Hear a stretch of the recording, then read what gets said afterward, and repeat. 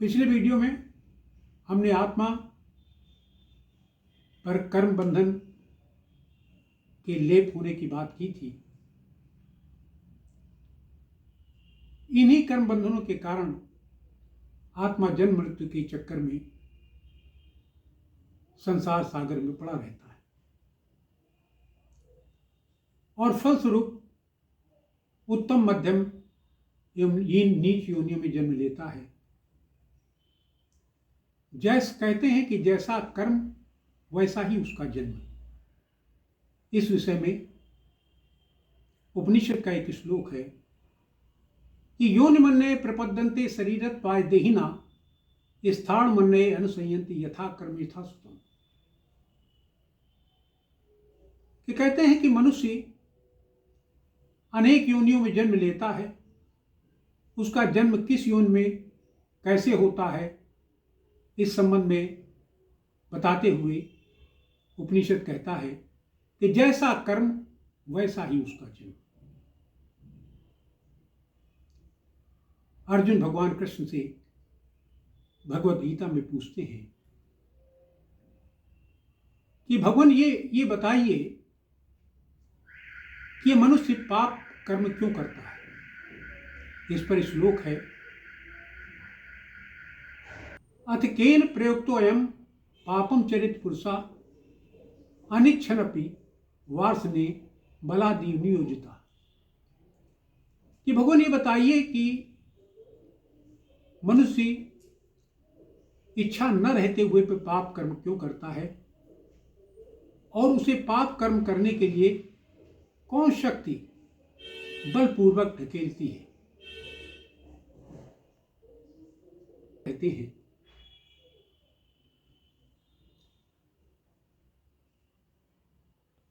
कामेश क्रोधेश रजोगुण समुद्भवम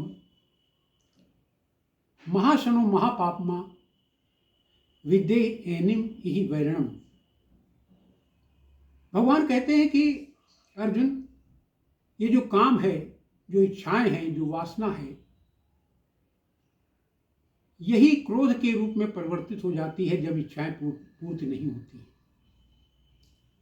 और इन्हीं के कारण मनुष्य पाप कर्म करता है और काम और क्रोध ही ये मनुष्य की सबसे बड़ी शत्रु है। तो अर्जुन को बताते हुए भगवान कृष्ण कहते हैं कि इन काम और क्रोध को कैसे वश में किया जा सकता है। उसका एकमात्र उपाय ज्ञान ही है। और फिर इसका उल्लेख करते हुए वो अर्जुन को उपदेश देते हैं कि श्रेयान द्रव्यमयाद यज्ञाद ज्ञान यज्ञा परम तप सर्वम कर्माखिलम पार्थ ज्ञाने परिसमाप्ते। ये जो द्रव्यमय यज्ञ है, जो भौतिक यज्ञ किया जाता है, भौतिक यज्ञ करने का एक ही पर्पज होता है, एक ही उद्देश्य होता है कि भगवान के स्वरूप का दर्शन हो जाए, भगवान के स्वरूप का ज्ञान हो जाए। जब भगवान के स्वरूप का ज्ञान हो जाता है तब ज्ञान यज्ञ या मानस यज्ञ जिसे कहते हैं, जो ध्यान के द्वारा किया जाता है, वही श्रेष्ठ है और उसी के द्वारा सब कर्मों का अंत हो जाता है, सब कर्मों का अवसान ज्ञान में ही हो जाता है। इसलिए भगवान फिर कहते हैं